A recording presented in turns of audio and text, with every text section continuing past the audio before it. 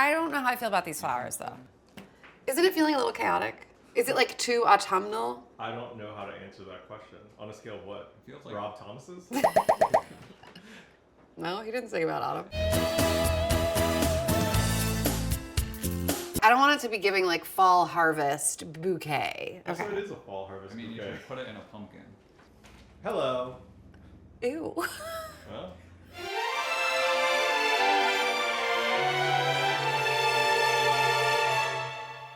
Hello, everybody. Welcome to Home Movies. I'm Alison Roman, and I am thrilled today to be making one of my all-time favorite bready delights. These are Dilly Rolls. This recipe is a version of the recipe that my grandpa made. I come from a long line of dill lovers. You could say dilly bread is in my blood. do you think this incepted your love of dill in any capacity? No. Because it doesn't taste. No. It doesn't give a lot of dill flavor. No, my version does. Okay. Alison's version. Parentheses. Why'd you make it into a roll? Because I didn't want to make it into a sandwich loaf. Sandwich loaf, infinitely harder to bake, more annoying to bake, harder to bake well. I have less use for it personally, but like especially during a meal like Thanksgiving, like a pull-a-party roll, like it's easier, it bakes faster, it's cuter, it's more delicious, it's more wonderful, easier to love, fantastic dill flavor. So I made these rolls last year, which was an off year for Home Movies. We did not do a Thanksgiving special last year because je suis burnt out and couldn't get it up for Thanksgiving, didn't want to do it. We said no, instead we did ham party. But it didn't stop me from like literally making Thanksgiving and like hosting and like, you know, in my real life. And so I resurrected these Dilly Rolls because I had like a deep craving desire to make them. And frankly, they were a hit. Simple as that. And in the recipe that I wrote this last year, I said, blah, blah, blah, blah, blah, cover blah, blah, until the balls of dough are puffy and touching. Smiley face. It made me laugh. Wow. And that's why I do it. I do it for the lulz. We interrupt this episode of Home Movies to bring you a special thank you from our sponsor, Fresh Direct. Fresh Direct and I are in a deep, passionate, long-term, committed relationship, both professionally and personally. I use Fresh Direct for my dinner parties, for my photo shoots, for every episode of Home Movies, for when I'm not feeling well and just can't leave the house. It is a service that I am deeply, deeply dependent on. I love Fresh Direct because I know what I'm getting when I shop there. They have the brands that I already love and trust. They have like a really awesome selection of like farm produce and things that I would normally get at the farmer's market, but that they deliver to me. And I just really like the selection. I trust it. I'm very picky with my groceries and I don't let just anyone pick out my parsley, but Fresh Direct, I trust you. And if you're loving this video, you can get the full menu, the full Thanksgiving experience over on my YouTube page. And in the description of that episode, you will find a link. And if you click that link, it will take you to a page where you can buy all the groceries that you need to make this exact menu. And new customers can enter the code ROMAN50 at checkout to get $50 off their first order of $99 or more, plus free delivery. And I can't wait for you to join me. The dough starts with basic components of flour, of yeast, and a liquid. But to start, to activate our yeast, to give it a jump start, we're gonna gently warm the milk. We're gonna add a little bit of sugar, we're gonna add the yeast, and it's gonna kind of like give the yeast something to eat, get it all excited to sort of jumpstart the proofing process. Okay, so in this little pot, we're gonna do 1 1/4 cup, 10 ounces of whole milk. If you're not doing dairy, please go ahead and use water. Do not use like an alternative milk here. It'll just be a little bit less rich, but you know, it'll still work. 2 teaspoons of sugar. This is to sort of wake up the yeast, but it's also because without it, it will feel like not well-rounded. In the same way that we're gonna add kosher salt to the flour, we're gonna add a little bit of sugar because it, in like the context of like an enriched dough that has milk and butter and all this other stuff going on, like a little bit of sugar sort of like, it seasons the dough. It doesn't read as sweet. I'm gonna go medium there because if you go high on that, if you're like me, you're gonna walk away and the milk will bubble over and ruin your day. So you don't even want it to be hot, you want it to be warm. So just don't go do anything right now. Stay with me because I like the tidiness of using 1 packet of yeast. This recipe calls for 1 packet of yeast, which is 1/4 ounce, which is 21 grams. Don't do that. Use scissors next time. You can feel it once it gets warm to the touch. Again, you don't want it hot. All right, so I'm gonna measure out my flour. Each cup of flour weighs approximately 145 to 150 grams. This bowl of flour is gonna have 3 cups of flour, so I'm using 450 grams of flour. Nice. I'm measuring out 2 1/4 teaspoons of kosher salt, and then 2 teaspoons of either dill seed or caraway seed. I like the flavor of caraway a lot, but it definitely takes things into more of like a rye territory. So, but I love that. I think that's a really good thing. And then I'm gonna finely chop this onion and add that to the dough. Just like a small half of an onion, and really finely chop it. And that's gonna give it like a really nice, deeply savory, sort of allium-y flavor. It's not gonna taste like raw onion because it's gonna bake in the dough. Moist is a word, people don't love to use it. I actually don't have an opinion on it. It's like, grow up. But they won't be dry, these rolls. But the onion gives flavor, but also moisture. Last, but certainly not least, actually it's not even last, it's second to last, our dill. You're aiming for about a 1/2 cup of chopped, and you can include some of the tender stems. I don't get too precious about it. If you see any of the like really coarse stems, you can remove them. A little bit of stem in here. It's a dill roll and stem. Wait, what? It's a dill roll and... Remember like women in STEM? Oh, yeah. Oh. Yeah, I'm a woman in STEM, a woman in dill stems. Salty, tangy. I don't know. Trying to come up He's with kind a of tried to a stem of Oh, romance. nice, Dan. I like that. You know what, Dan? That's called yes-anding. Yes. Okay, so I'm just mixing all these things together with a spoon. I'm adding the milk. All right, so as I start to mix this, it's obviously still a little bit dry, which is fine. I'm gonna use the same pot to melt my butter, and I'm adding 6 tablespoons of butter. And if you're not doing dairy, use a vegan substitute butter. Don't use oil because it has a different texture. I will say, I don't use butter often, like in my everyday food or cooking, but I love butter at Thanksgiving. Every single recipe, basically, I was like, should be butter. Okay, the butter's melted. It's time to make the dough. Time to carve the ham. I know. It's been a year. All right, so I'm just using a wooden spoon to kind of like knead this dough until it forms a ball. And then what you can do is you can turn it out. I mean, that bowl is pretty clean. There's maybe a few bits, but what do you want to share with the class, Dan? What's going on back there? I was just laughing at the ball's pretty clean.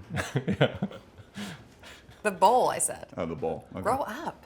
So like any dough that you knead by hand, you basically employ like the same technique, which is taking the palm of your hand. So you're stretching, you're folding, you're rotating. You're stretching, you're folding, you're pressing, you're rotating.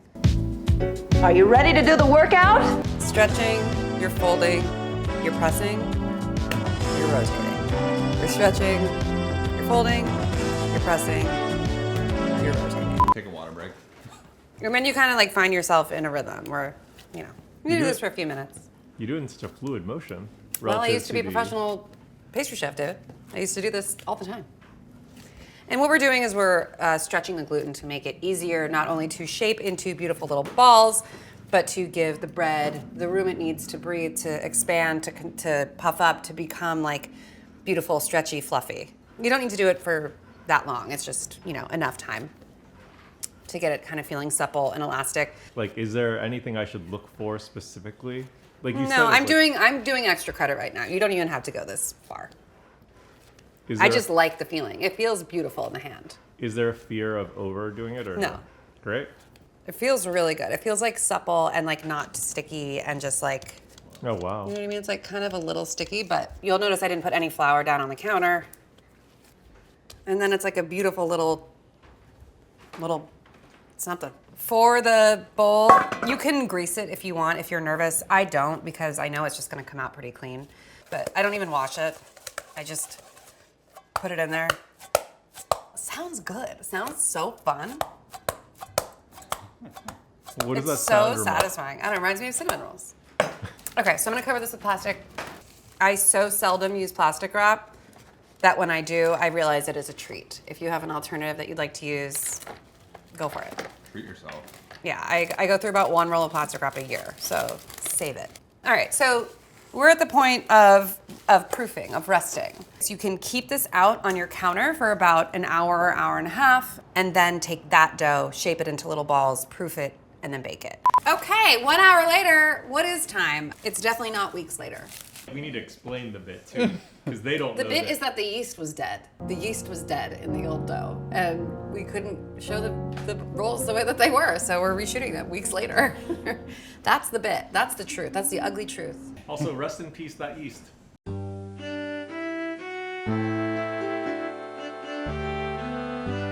It was old yeast, I think, from the grocery store. And this has happened to me before. This is like a cautionary tale, warning, it could happen to you. You go to the store, oh, I bought the yeast, it's on the grocery shelf. And you make the bread and you wait the time and an hour goes by, it's not changing. 2 hours go by, nothing's happening. And you think, did I do something wrong? Was it me? Is it a me problem? No, sometimes the yeast is dead. And what I think happens is that sometimes yeast sits on like a truck too long and it gets really hot, because if yeast gets above a certain temperature, it dies. Yeast needs to be kept cold, which is why we store it in the fridge. Anyway, enough about me, enough about yeast. This yeast is alive and well. And look at how beautiful this dough looks after about an hour, hour and a half of just proofing on the countertop. It's gorgeous, it's got texture, it's got air, it's got everything. This dough has everything. So now what we're gonna do is we're gonna grease the baking dish. You could use oil, you could use a little softened butter. I think the softened butter is nice. This feels very Thanksgiving. I feel like there's no other time of year I'm like lubing up a baking dish. Okay, for 12 rolls, I'm gonna take this piece of dough and I'm just gonna kind of punch all the air out, because we're gonna proof it again, meaning each time it proofs, it's getting more air, it's getting more structure, it's getting more flavor. Anytime I'm making rolls or doing any sort of dough work, this includes cinnamon rolls, anything like that, I sort of envision how many pieces am I trying to end up with, and I count from there. So if I want 12 pieces, I'll start, okay, let's do 6 and 6, so I'll divide it in half, and then I'll get like 6 from one side, 6 from another, so, and then I'll go, okay, if I'm getting 6 from here, 3 and 3,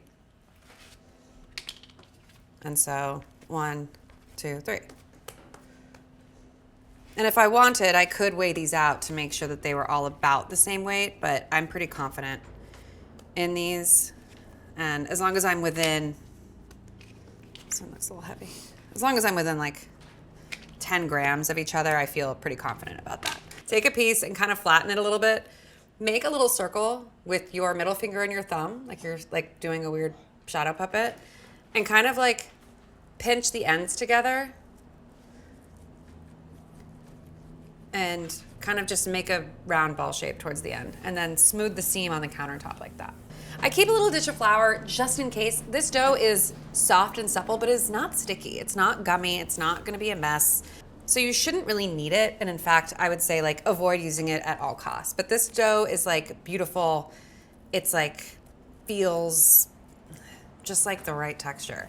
It feels like the right texture is like cooking advice I've ever given. I'm sorry. Okay, these are gonna proof again for about another hour, hour and a half. And you'll see once they do, they're gonna get like high and tight, and they're gonna start touching a little bit, and it's gonna be beautiful. And they're gonna be so delicious and fluffy, and I can't wait to eat them. Sounds like a fun party. Oh my God, it's my favorite food of all time. I love these so much. More time has passed. It's been 35 to 40 minutes. I had these on top of my stove, which has a pot going and the oven's on. So things are warm over there. If things are cold in your kitchen, it might take closer to 45, 50 minutes. They're puffed. They look a lot closer to a roll than they do the sort of tight balls of dough before. So what has happened is the yeast has continued to activate from the heat. It's alive, remember? And so it's grown, it's puffed, it's plumped, and that's what's gonna give us like a beautiful fluffy roll.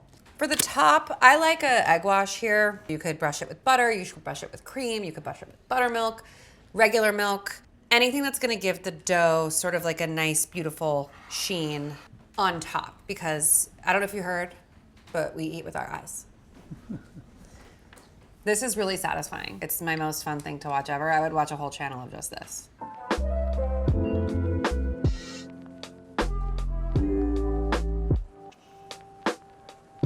We'll do a little salt and pepper. These rolls are nicely salted, but the crunchy salt on top really does it for me. So these are gonna go into a 425-degree oven for 35 to 40 minutes. Keep an eye, if your oven's running hot and at the 30-minute mark you're like, they're getting really dark, reduce your heat to 400, 375, and let them continue to bake through, because This is like a high temp, hot, fast, because these rolls are pretty tiny. We want to get as golden brown as possible while also making sure that they're baked through. So if they're browning a little too quickly, just reduce your temperature and continue to bake. Gorgeous, gorgeous girls. Wow. Wow. See, do you know what I'm saying? Yeah, honestly. They weren't right before, and we all knew it. And I was like, this yeast is dead. But I was like, what if I put them in the oven anyway? It didn't matter. This yeast is alive and beautiful. So gorgeous rolls. It's been about 40 minutes. You can tell they're nice and crusty. They're still a little blonde towards the corners, which is good. They're beautiful. They smell incredible. The onion is doing a lot of work here in terms of like making this smell just like deeply savory. I would never put these directly on the table like this. Somebody would burn themselves. It would be a disaster. It would end in tears. I recommend letting this cool as long as possible. Warm rolls are a luxury, of course, but a hot baking dish is a hazard. So just know that. The rolls are too hot. I said it was a hazard and I meant it. Not worth it. Okay, we've properly let our dilly rolls cool, so that means it's time to eat them. They're so good. They're like the fluffiest biscuit you've ever had. It's like denser than a Parker House roll, not as buttery, but like 8 times as flavorful. Damn, I love these. They're so delicious. Thank you, Grandpa. Yeah. Oh yeah. Wow, full circle. Even if you're not a baker, this will do you a solid on Thanksgiving. I'm not otherwise a fan of like bread on the table at Thanksgiving because stuffing is the bread. That's the bread. It's the stuffing. And I think another pan of bread is kind of unhinged. That said, this is a family heirloom recipe, so of course I'm emotionally attached. And there's a lot of dill in it. And so family attachment, dill equals they're gonna be on the table. My closing thought is that these make insane breakfast sandwiches the next day. You should probably make them for the next morning when you like toast them in a little like leftover chicken fat or something and like little pat of gravy, maybe like a smear of mashed potatoes and cranberry sauce, maybe like a little egg on the side, maybe there's like bacon, maybe there's leftover turkey. I don't know. The possibilities are endless, but this is like an excellent little mini sandwich bread for your leftovers. Well, this backsplash is called chopped dill. Like that is not chopped dill color. Sorry. But What I was would you like, rename it? that color? Yeah. It's honestly, it's like more of a oxidized guacamole.